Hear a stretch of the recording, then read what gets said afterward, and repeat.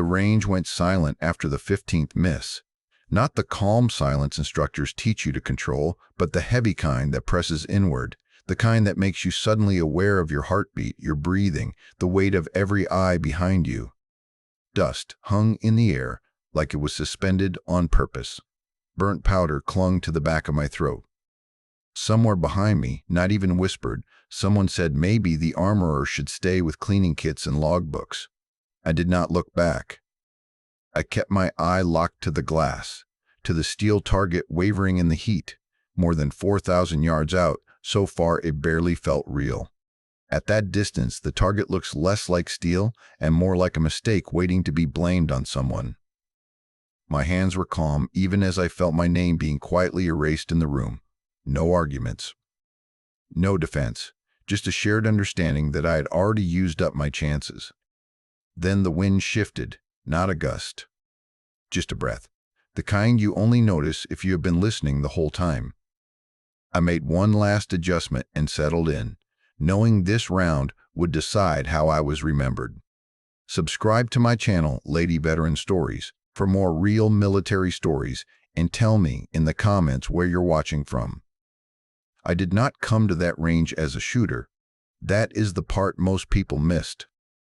My name is Sergeant Hannah Cole, and in the year 2013, I was assigned as an armorer to a small testing detachment operating out beyond Red Willow training grounds in the high desert of eastern New Mexico.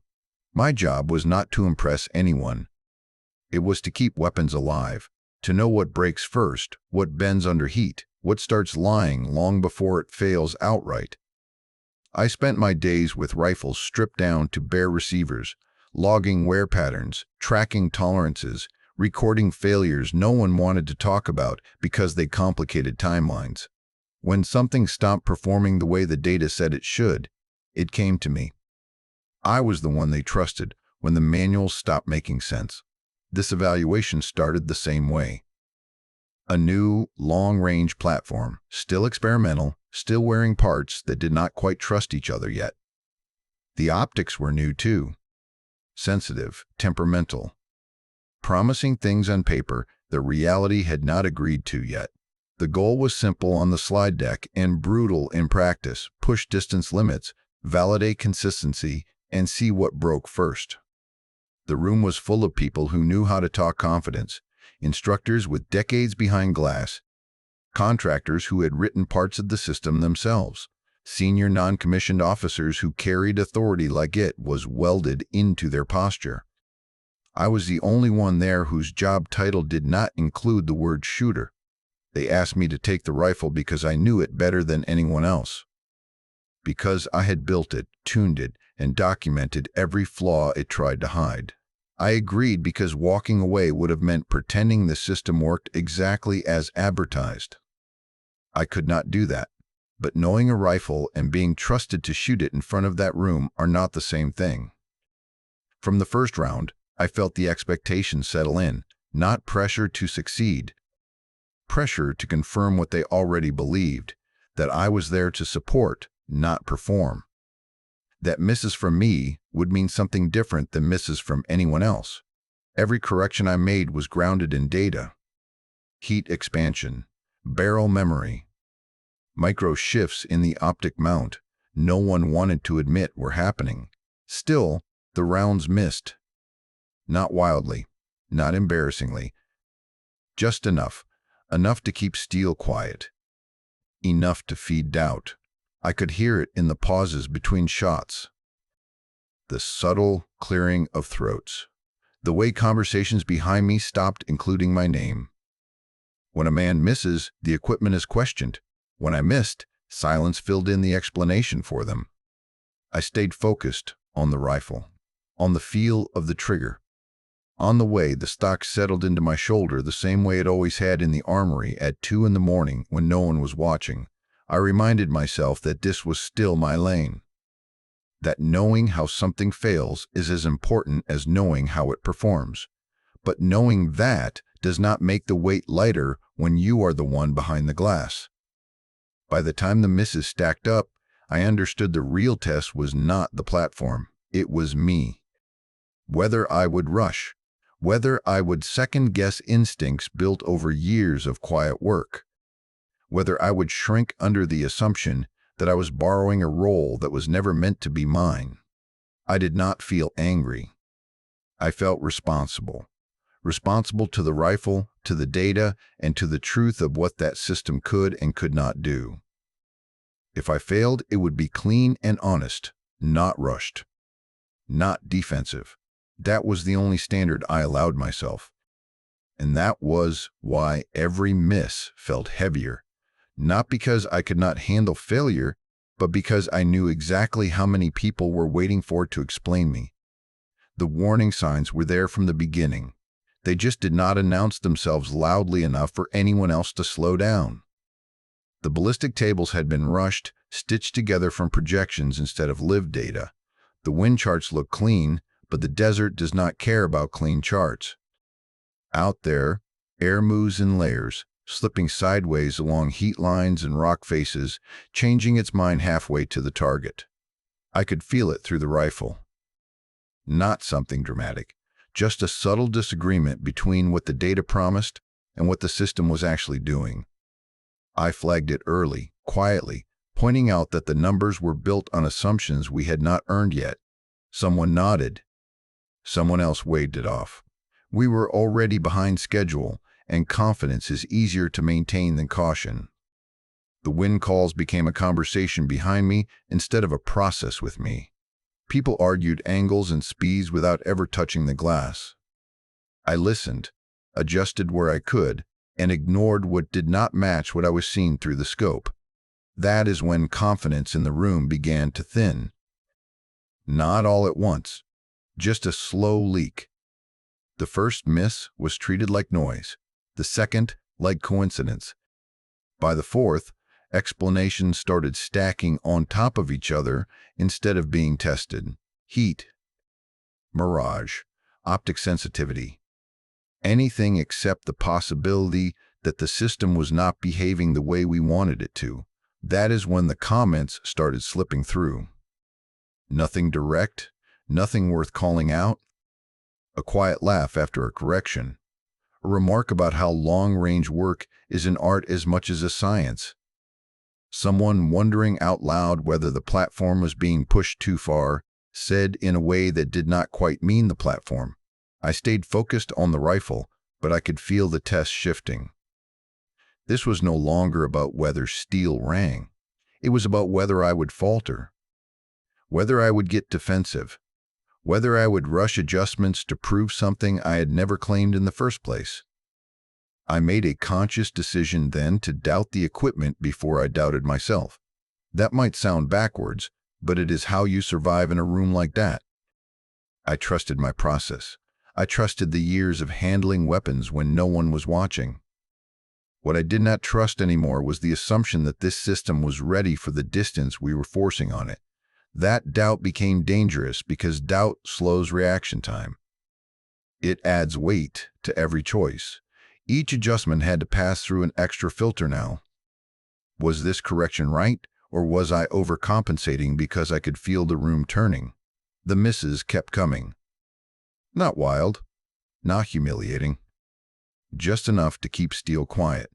Each correction made sense on paper. Half a mil here. A slight elevation change there. Every change was justified. Every result disagreed. I could feel the tone behind me change without anyone raising their voice. The pauses between shots grew longer. The murmurs shorter. When someone spoke, it was with finality instead of curiosity. The evaluation was slipping away from exploration and toward conclusion. I checked the rifle again. Torque. Mount integrity. Barrel heat. Everything within tolerance. The problem was not obvious, which made it easier for people to assume it was me. I started hearing my role being redefined in real time. Armorer, technician. Support. Words that sound neutral until they are used to explain why someone should not be behind the trigger anymore. What bothered me was not the doubt. Doubt is part of the job. What bothered me was how quickly accuracy became a proxy for belonging. How 15 misses erased years of quiet competence in a single afternoon. I slowed my breathing and forced myself to return to fundamentals. Sight picture, trigger control, natural point of aim. Things that do not care who is watching. Still, the steel stayed silent. By then, I understood something important. If I chased their confidence, I would lose my own. If I rushed to prove them wrong, I would prove them right. So I stayed steady. Logged each miss. Adjusted deliberately. Let the data tell its story, even if no one else wanted to hear it yet. The evaluation had not failed. It was revealing something. About the system. About the room. About how easily expertise is dismissed when it arrives from a direction people did not expect. And I could feel that we were close to a breaking point, not because of the rifle, but because sooner or later, someone was going to decide whether this was still a test or whether it was time to take the rifle out of my hands. The shift happened quietly, the way pressure always does. No one raised their voice, but the room tightened. Someone checked a watch. Someone else mentioned daylight. Timelines started creeping into the conversation, not as suggestions, but as limits. We were no longer exploring what the system could do. We were running out of patience. Senior voices stepped in, steady and controlled, asking for results without asking how. The tone changed from collaborative to managerial. We need something to show. We need confirmation. We need this to work. Every sentence carried weight, and none of it landed on the rifle. That was when someone said it, not harshly, almost gently. Maybe we should rotate shooters. Maybe fresh eyes. Maybe take the armorer off the gun. No one looked at me when it was said. They did not have to. I felt it anyway. That familiar sensation of being quietly reduced to function instead of judgment. The suggestion was framed as efficiency, not doubt. But doubt does not need to announce itself to be felt. I understood the choice in front of me immediately. I could step back, hand over the rifle, and let the story write itself. The armorer tried. The armorer struggled. The system needed a real shooter. It would be clean. Painless, no confrontation, no scene. Or I could stay. I could keep my hands on a system that might still fail publicly, and accept that if it did, my name would be attached to it in a way no one else's would be. That is the part people do not see. The calculation, not ego. Responsibility. If I walked away, the rifle would still behave the same. The data would still be wrong. The conclusions would still be flawed. They would just be easier for everyone else to swallow. I asked for a moment. Not to argue, not to defend myself, just to explain what I was seeing. I spoke calmly, pointing out patterns across the misses, the way the impacts clustered instead of scattered, the consistency that suggested control, not failure. I explained how the wind was behaving differently across the range than the charts predicted, how the terrain was shaping airflow in ways the models did not account for. Some listened. Some waited politely.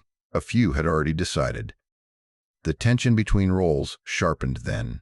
Shooter versus observer. Operator versus technician. The unspoken hierarchy that says some hands belong on triggers and others do not, no matter how well they understand the machine. I felt the weight of my MOS settle heavier on my shoulders than my rank ever had. I was not just shooting anymore. I was standing in for every quiet job that only matters when something breaks, every role that supports until it dares to step forward. The wind shifted again. I could see it now, feel it. A cross-current rolling low, bending slightly upward as it cleared the far ridge. Subtle. Inconsistent, easy to miss if you trusted charts more than glass. I asked for one more string, not a favor. Not an indulgence. A continuation. I framed it in their language. Data integrity. Consistency. Validation. Words that buy you time when belief does not. They hesitated. I could see the math running behind their eyes. How many rounds left? How many minutes before the evaluation turned into a failure report? How many chances had already been spent on me? Finally, they agreed, but the room was different now. This was no longer shared curiosity. This was a countdown. I settled back in behind the rifle and felt the weight of expectation press harder than the stock against my shoulder. Every movement felt observed, not evaluated. The difference matters. I slowed myself deliberately. Checked fundamentals. I had checked 1,000 times before, not because they were wrong, but because slowing down was the only way to keep from absorbing the room's anxiety into my hands. The wind played tricks, lifting, dropping, sliding sideways without warning. The range stayed unforgiving, indifferent to our schedules and assumptions. Steel does not care who is holding the rifle. It only responds to truth. Behind me, conversation thinned. No more jokes. No more speculation. Just waiting. Waiting to see whether I would justify the extra time or confirm the decision that had already been forming. I knew then that whatever happened next would follow me longer than the evaluation itself. If I failed, it would not just be recorded, it would be remembered. If I succeeded, it would be explained, qualified, framed. That realization steadied me more than it rattled me. I had lived my career in that space, doing work that mattered even when it went unseen, taking responsibility without applause, accepting that proof sometimes arrives late, if it arrives at all. The rifle was still honest, the wind was still changing, the room was still waiting, and I stayed right where I was, because walking away would have been easier, but it would not have been true. I knew before anyone said it that this would be the last window. Not because they told me, but because the room had stopped asking questions. When curiosity leaves, decisions are already being made. I could feel it in the way people stood, in the way no one leaned forward anymore.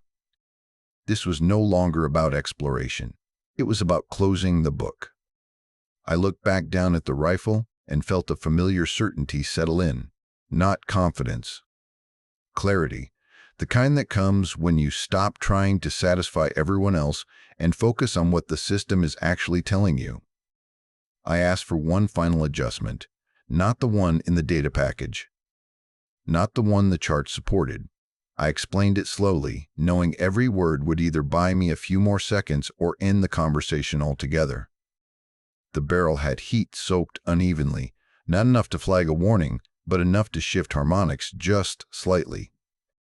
The wear pattern on the rifling was consistent with it, even if no one wanted to acknowledge it yet. The optic mount, solid by inspection, was still reacting to thermal expansion in a way the model did not account for. None of these things showed up cleanly in the numbers, but together they explained every miss.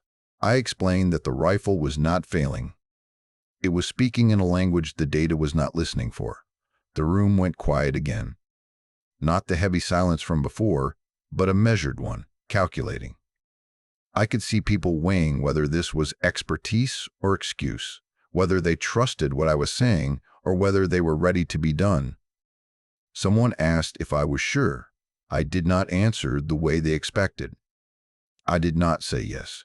I said this was the correction that matched what the rifle had been doing all afternoon. I said that if I was wrong, we would know immediately. That honesty mattered more than certainty. At least, it did to a few of them. They stepped back. No arguments, no counter-proposals. Just a pause long enough for the decision to settle. Then someone nodded.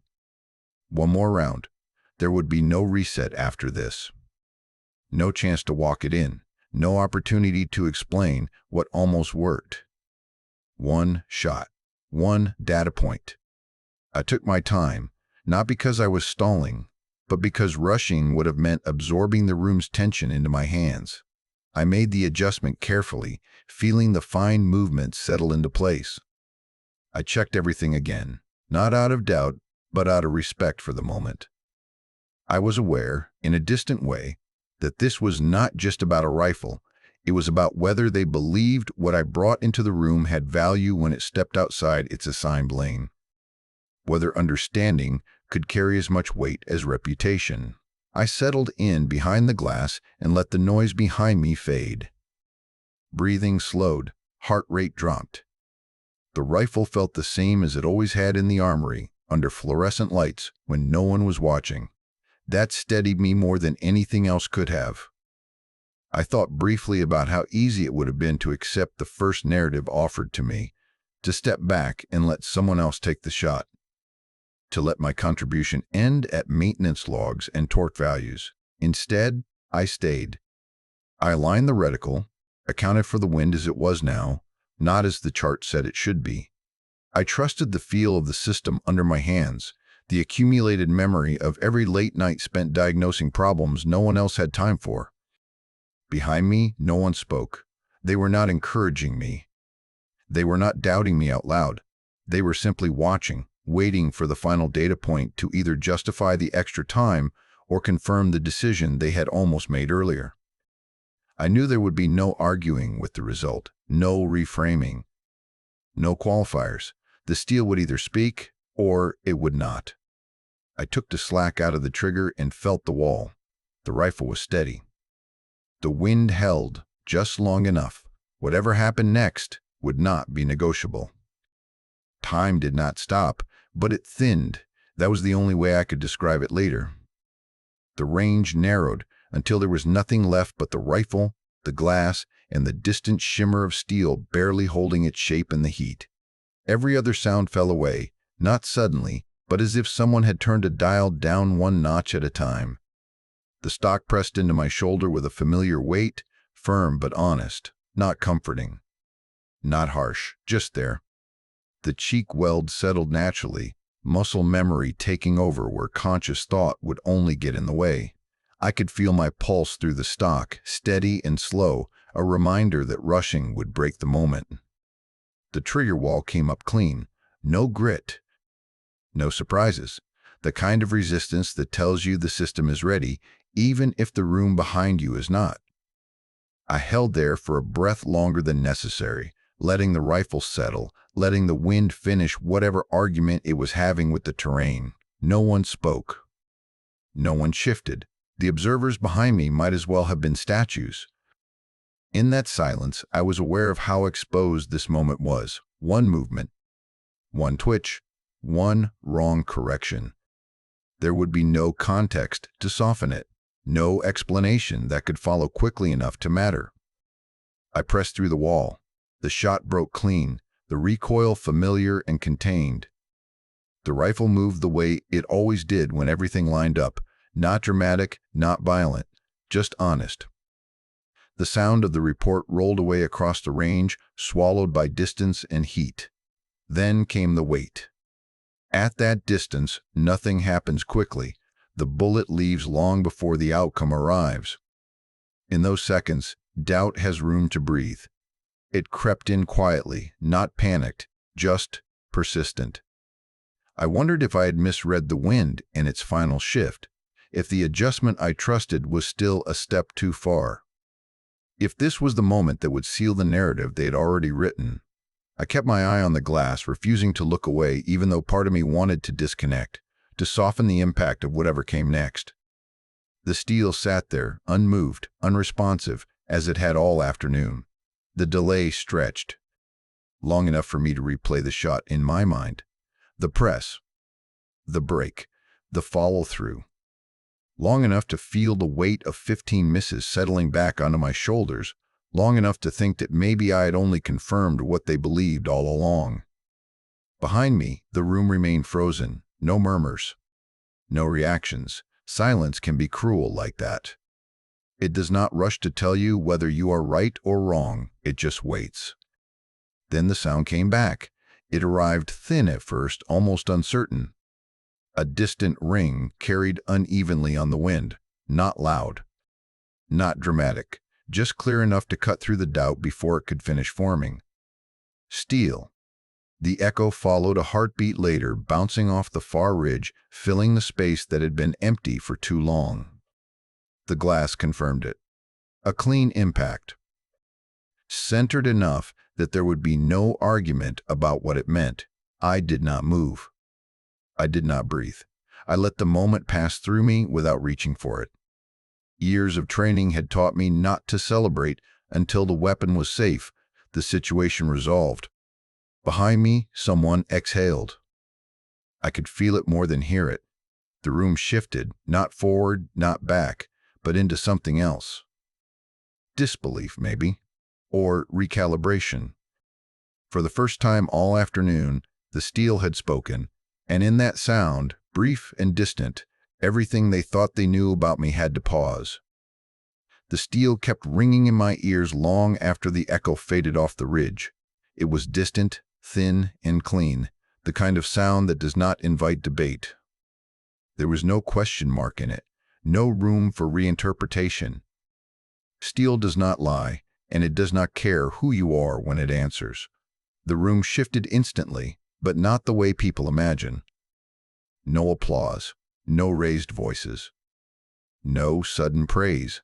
The mockery did not flip into admiration.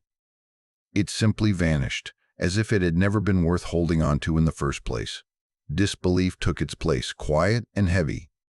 Chairs creaked, someone leaned forward. All eyes went to the screen first, not to me.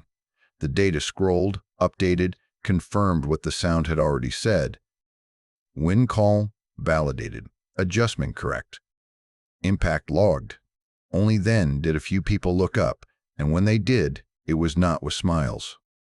It was with recalculation. No one said my name. Not right away. They did not need to. The moment had already done the speaking. I cleared the rifle automatically, hands moving on habit while my body caught up to what had happened. The adrenaline came late, slow, and heavy, settling into my limbs instead of lifting me out of them. I felt tired in a way that sleep would not fix. It did not feel like victory. That surprised me. I had imagined, somewhere in the back of my mind, that if it finally worked, something inside me would lift. Pride, maybe. Satisfaction. Instead, what I felt was relief. Relief so deep it almost hurt. Like setting down a weight I had been carrying without realizing how much it was costing me. The exhaustion followed immediately after. Not physical. Emotional. The kind that comes from standing your ground quietly for too long, from holding yourself steady while being measured against assumptions instead of performance. Someone finally spoke. Not praise. Not apology. Just a confirmation that the data would need to be reviewed. That the system behaved differently than expected. That further testing was warranted. The evaluation did not end with a conclusion. It ended with a revision. Schedules shifted, conversations restarted. Possibilities reopened that had been quietly closed an hour earlier. I watched the room adjust around the result, and I understood something then. They were not processing my success. They were processing the failure of their certainty. A few people avoided my eyes. Others met them briefly, then looked away, as if unsure what expression belonged on their faces now. Respect arrived cautiously, without ceremony. I packed up the rifle the same way I always did, careful and methodical. No one rushed me. No one offered help. The distance between me and the rest of the room felt different now, not smaller, but less dismissive. What that moment cost me was not just the hours on the range or the strain of the evaluation. It cost me the illusion that proof changes people cleanly. It does not. It only forces them to pause, to reconsider. I did not feel the need to say anything. The steel had already said it better than I could. When the evaluation wrapped, it did so quietly, no announcement, no final judgment, just a shared understanding that the story everyone expected to tell would not work anymore. And as I slung my bag over my shoulder, I realized that was enough. The days after the evaluation were quieter than I expected. Not awkward, just subdued. Conversations happened in corners and hallways instead of briefing rooms. People spoke in lower voices, as if volume might reopen something they were not ready to examine yet. A few apologies came my way. None of them were dramatic. Most were half-sentences that trailed off before they could settle into something clean. Someone said they should have listened earlier. Someone else mentioned pressure and timelines, like those things explained more than they did. I accepted them without comment. Not because they were enough, but because forcing them to be better would not have changed what had already happened. What surprised me was the respect. It arrived late, but it stayed, not as praise, not as storytelling material, just a shift in how people spoke to me, how they waited when I talked, how my assessments were no longer waved off with a nod meant to end the conversation. No one asked me about the shot itself, not really. That told me everything. They were not interested in how it felt. They were interested in what it meant. The evaluation report changed tone. Language softened where it had once been final. Uncertainties were acknowledged. Recommendations were rewritten. The system did not suddenly become perfect, but it was finally being treated honestly. That mattered more to me than credit. That shot followed me after that, though not in the way people assume. It did not become a story I told at bars or a line I led with when introducing myself. I never brought it up unless someone else did, and even then, only briefly. It was not a trophy. It was a reminder. Whenever a system failed quietly, whenever someone dismissed a concern because it did not fit a narrative, whenever I saw doubt settle over someone doing careful work in a loud room, I thought about that day, about how close the truth came to being edited out for the sake of efficiency. What stayed with me most was not the sound of steel. It was the silence before it, the way a room can decide who you are without ever asking you, the way competence can exist fully formed and still go unrecognized if it does not arrive in the shape people expect. Being trusted after being doubted changes you. It does not make you louder. It makes you more careful. I learned that trust is not something you demand. It is something you survive long enough to be granted. And even then, it can be temporary, conditional. As a woman in uniform, I had already learned to earn belief twice, once for the job, once for myself. That evaluation did not teach me that lesson, but it etched it deeper. It showed me how quickly belief can evaporate, and how proof, when it finally arrives, rarely comes with an apology attached. What it gave me, quietly, was confidence that did not need to announce itself. I stopped feeling the need to justify my presence in rooms where my work spoke clearly enough on its own. I stopped shrinking to make other people comfortable with their assumptions. I also became more attentive to the people around me, the ones doing careful, unglamorous work, the ones being measured by standards that shift depending on who is watching. I learned how much damage silence can do and how powerful it can be when used deliberately. Years later, people still mention that range sometimes. They remember the distance, the improbability, the clean hit. I remember something else.